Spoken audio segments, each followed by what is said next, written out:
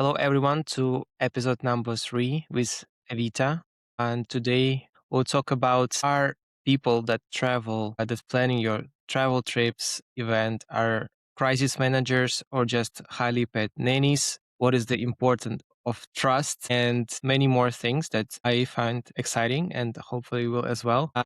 So Avita, we met in Paris. We had like 1 minute conversation and we just had like a few minutes of discussion before that. But for audience that doesn't know you, can you tell me who are you and what you do, please? Of course. So my name is Evita. I run ByEssae, which is a travel company specialized in B2C travel, so personal trips for people that like to go all over the world. And we also have a B2B section. So we organize retreats, offsites, conferences, side events, that type of thing. So we're very well traveled. Well traveled. That's a new word for me. So the first question, that comes to my mind. So you promise nothing is left to chance. Travel and event organizing is unpredictable. So what's the real ratio between planning versus panicking? Are we talking about a good day or a bad day? Because We're I talking guess. about good day.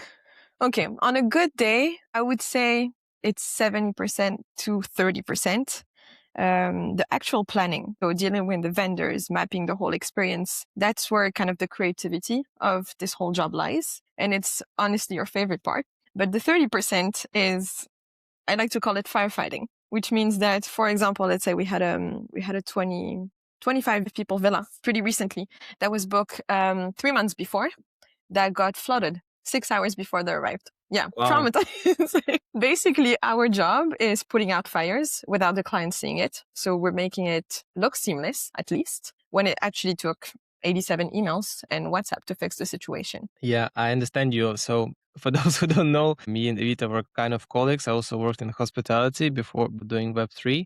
So, I understand some part of it. Yes. So, for most of people, it look effortless, on the surface when you're doing your job. So, you tell about this Villa Clusterf. So, did you ever had something else that you had to fix in the last minute? So pretty recently, I feel like the whole situation in the Middle East played us a trick, because we had a lot of people traveling from everywhere that got stuck in several different countries, both in the Middle East and out of this. And it was a pretty big crisis to deal with, because it was lots of people stuck in places they didn't expect. So that takes reactivity, and it just takes being very cooperative with our partners and making sure that, that our clients still get a good experience, are still not traumatized from their travel, and are able to kind of travel again with us. Yeah, so I guess that's a different story of the people that's what's happening. So you're dealing with, I don't know if I can say so, like unlimited budgets or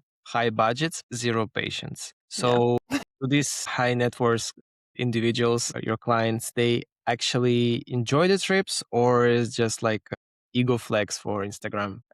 I guess we have both. So we have two types of client. You have the person who's going to travel 100% for the flex. And these people are usually the ones that are not repeat clients. They book once, they want all the bling, and that's it. But our favorite type of clients are the one who are not here for the flex. They're the one who actually want the trip to go well. When organizing private travel, they want the one who no want their kids to remember Bali. They want their team to have an actual shift when we're organizing offsites. And they're the one who are leaving us, I would say, What the do you mean by flexibility. a shift?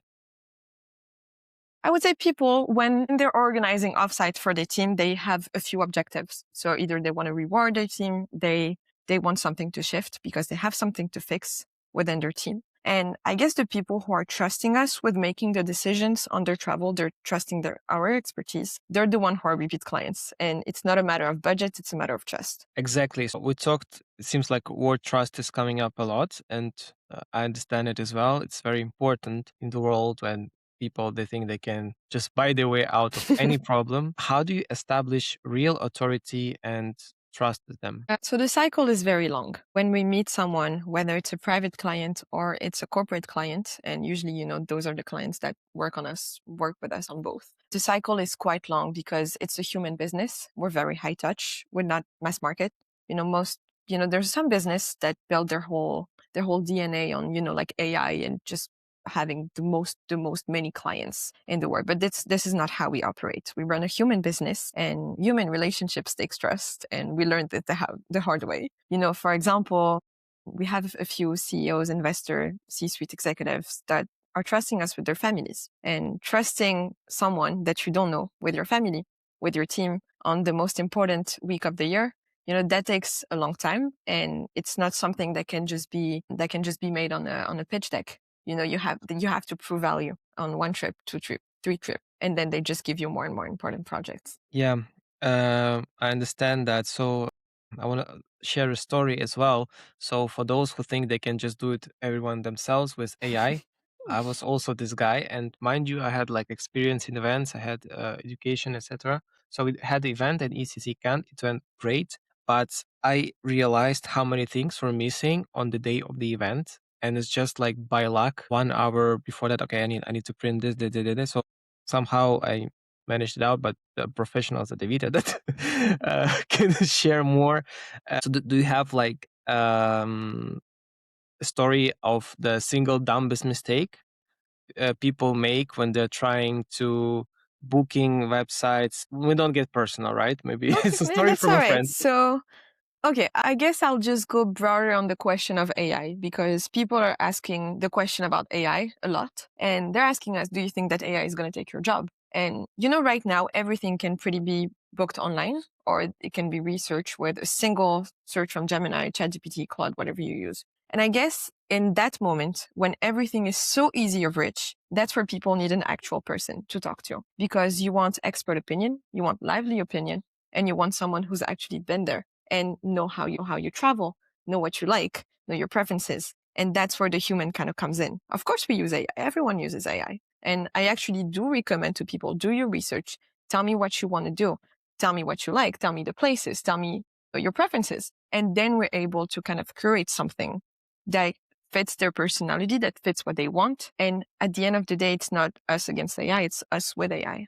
And it does require a human perspective. Yeah. So talking about planning and AI, what is the most popular request you have right now? Since we have ETH Milan, I think in a few weeks, then we have events in October. So what people are actually looking for, your clients or your prospects?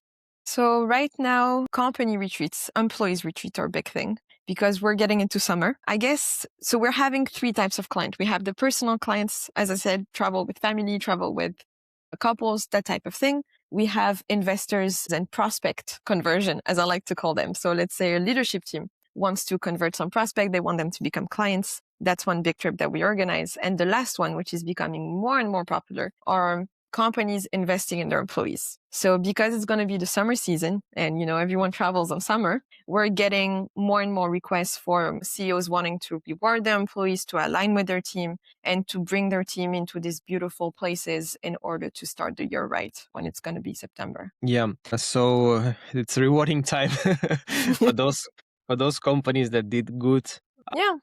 And we talked about also just before that, so we are in a bear market, right? So does the volatility dictate the mood of the trip? Obviously, it dictates the budget, and or they're just like depressing, right? Okay, we survived. Out of 100 people, just 5 left, but let's party like how it works. So I guess we're in an industry where volatility does not impact a lot, because we do, at least for private client, we do luxury, we focus on luxury. And luxury good, as you know, volatility doesn't have much of an impact. For corporate travel, I guess they're more mindful of their budget, of where they travel, because, fuel prices went a little crazy recently.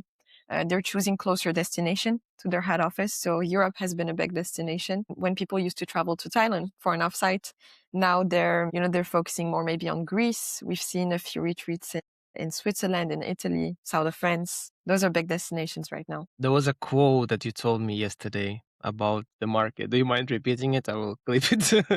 Which quote was it? It was something like this market will decide if this client will turn out to be like a corporate or Yeah, probes. yeah. No, I was talking about trust. And I was saying that, as I said, usually when you meet a stranger, it takes a while to turn them into a private client, because they trust you with their kids. And trusting someone with their kids is this big responsibility. And, those people who actually founded company or who run companies, they're their company and their team is their second baby. So first they would trust you, their family, and then it takes a while for them to, start being a corporate client. And Wow. I guess there's this whole cycle of how much trust do they give you, whether they trust you to be a private client, whether they trust you with their team. So yeah, it's actually, as I said, like it's a human business. We're in the business of having experiences and making people feel happy. I like to say all the time, people ask me like, what business are you in? Like, I'm in the business of happiness. I'm in the business of making people happy. And whether it's alignment with your team, which obviously is a very big thing within companies, whether it's having good memories with your kids, whether it's going on a weekend with their wife. No, we're in the business of making sure that people trust us enough to, down the line, give us their team, give us their mom, give us their kids, and kind of, we're able to take care of all of those people that they care about. But that takes time, obviously. Yeah, so let's see the opposite example. What if people give you too much trust? That actually happens. Yeah, so I was thinking like, there's like classic meme. Oh my God, guys, you did like 10x of the targets this year. Let's throw a pizza party, So you feel like one party will fix the working culture and everything. So what's your experience with that? So basically, do they actually fix the company culture, or is just like a temporary thing? Do you look at it like from a strategic point of view? Because in the end of the day, you're the one that choosing who is sitting to who next to the plane, like HR and finance, and you have so much impact, I feel, on that. Okay, so I might say something that's a little controversial, but I think that if you It's have Brutally Honest Podcast. Welcome to Brutally Honest Podcast, Rita. if you have a broken culture, if you have toxic leadership, if you have misaligned people, a week in the Maldives is not going to fix you. You can go up and down. You can make the most beautiful itinerary. You can make all those great activities and visits and alignment sessions. If you have a problem, like a deep problem within your company, an offsite is not going to fix it. But if you have, I would say, less motivated employees, if you have burnout, if you feel like your team needs this time to kind of reconnect and realign, then a well-designed offsite is perfect for that. That's why whenever we have a client, before I even start planning anything, I have an alignment call. Like, what is the objective of the retreat? Why are you bringing your people on this? Do you want business? Do you want to work? Do you want leisure only? Do you want a mix of both? What do you actually hope to achieve with this event? And once we have alignment, we're able to design something that actually serves a purpose and that serves the company instead of just being a really expensive vacation. Yeah. So it's a good way to treat things. I can share also a personal story. I used to work for Jumeirah. It's a big like a luxury chain in UAE and somewhere around as well. David obviously knows it. So we had this very interesting side event. I don't know if I should call it like a side event off site. Maybe it's better. So we went. So there are different states. There is like Dubai, Abu Dhabi, and I think there's one Ras Al Khaimah. So we took like a bus ride from our accommodation, whatever, and we went to crab hunting. And That's nice. yeah, it was nice. So we had those crabs, so we took them with the forks. It's kind of fun thing because I think the most value, in my opinion, from this when you're organizing for a family or I'm talking about events or for a corporate, you might not even come up with those ideas and the way to manage it. It can be something absolutely unusual you wouldn't even think of, right? So that's when Evita comes in. And your teams, as per LinkedIn, you have under 10 team Yes. members. How do you there's a quote also of yours, which is bespoke at scale. Yeah. So how do you keep this, extreme luxury demands without burning out? First off, we have an incredible network of partners that we work with. We're able to operate in 120 countries thanks to, teams and people that we work with on the ground. So whenever we do an offsite, whenever we do a retreat, we have people that are actually going to be with you to be able to host the experience that are great partners of us. And we put process in place. We have protocols. That means that we're able to scale without being a mass market, obviously.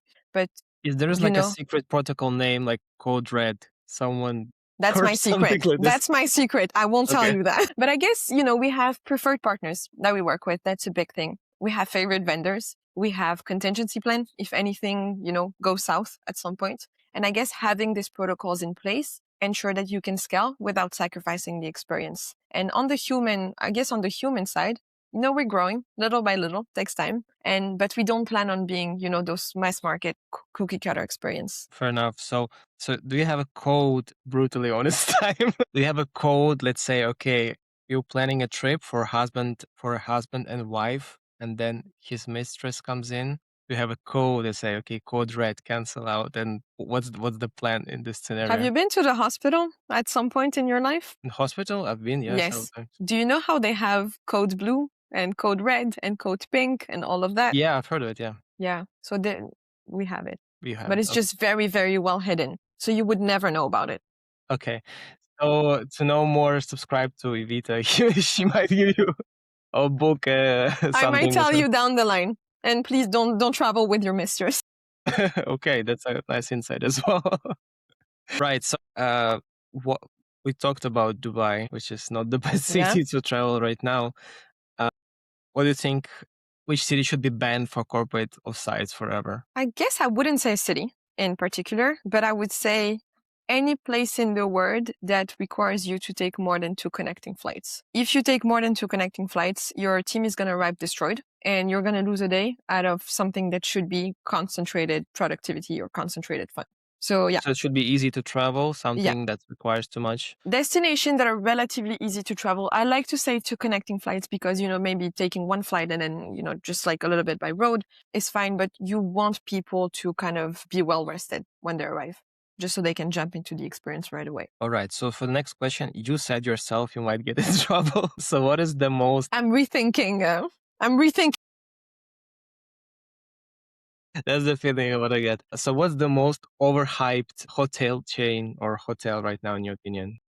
Okay, I will get bad press. I know. Okay, so I guess Bad press is also press. in my opinion, I guess Aman, because they have, I guess, almost the most beautiful properties in the world. They have amazing service, but in the recent years, it's become a little bit of a personality and status symbol. You have the Aman junkies, which are famous in the hospitality world. So those are the clients who travel only when there's an Aman. So it's became kind of like a status symbol instead of a hospitality experience. And we've seen quite a few brands and hotel chains that did invest in their hospitality experience compared to Aman. So I guess if you want status symbol, Aman is a great thing. But for me, it's a little overhyped. It's like a Balenciaga of hotels or something. Exactly. So I would say it's the Remova of hotels or the new Loro Piana. Okay, I'll have to Google some words that I learned today. I think some people understand. Okay, so haven't talked much about family retreats, which is big part of your job. Yeah. So what is the radar city that you want to share with our audience for a good family retreat? I would say for family, I would recommend Safari once in your life because there's a few destinations that, like everyone goes to. Everyone goes to main city. But for once in a lifetime experience, I would say Safari. We recently organized a safari in Tanzania. So a 10-day multi-generational safari for the Great Migration. So that's, I guess, would be a one in a lifetime experience. I would say Japan is always a sure thing. Maybe Northern Lights. So that with family, it's quite fun experiences. Those are not necessarily the ones that I would recommend for a corporate retreat, but yeah, for family definitely. Okay, fair enough. Safari sounds good. Yeah, safari's fun. Sorry? Safari's fun. Haven't been actually. I used to be a cabin crew and I had a chance to go there. Everyone went. I was like, I don't want to go today, but there is always still have plenty of time. Okay, so so I'm guessing your main person that you're talking to are C-level seat, as you said, or administrative, like people from HR. What is the one piece of advice when you are planning and corporate activity that you can give for them? Define your objective, know why you're here, and trust us. Lots of people are pushing back with lots of preconceived ideas of what they want to do. And we try to listen as much as we can, to make sure that the experience is up to the expectation that they have. But trust us because we may have some ideas that you didn't think of that could be really great for your team. 100% couldn't agree more. It's how I feel in our industry as well. And people when talked about AI before, right? So I never said what we do. So Woof was a software agency. So we built for Compound Finance, Avalanche, and we just had a client who obviously I cannot name that like spent few weeks for I think few months. I was not part of the conversation. That's what someone told me from the company. Few weeks or few months, whatever. Vibe coding, hiring people, do this all this kind of stuff, and whatever. 1 month later, they coming back to us, guys. Please help us fix it, and we have to build everything from the scratch. So it takes more time. So sometimes you need just to trust professionals, right?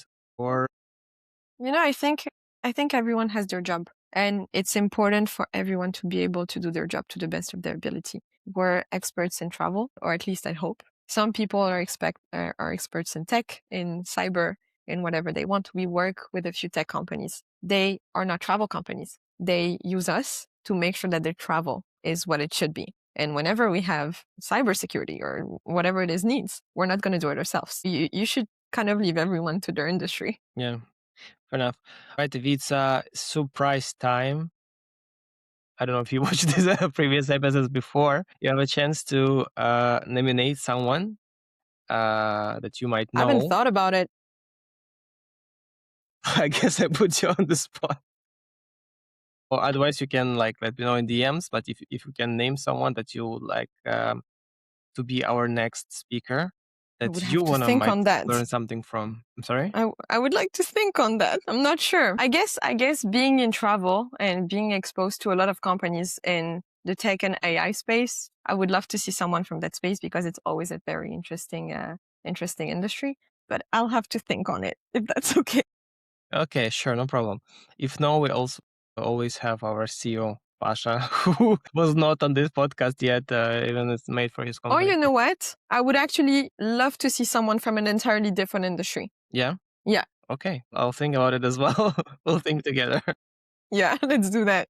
All right, Ita, thank you so much for Of being here course. today. So for our audience, please follow us somewhere here. There'll be links to Vita in the bio. So yeah, and if you enjoy this podcast, please follow us on Twitter, on YouTube. We try to do it every week. And if you find this helpful, send it to your friend. Yeah, goodbye everyone. Thank you for your Bye. time. Thank you.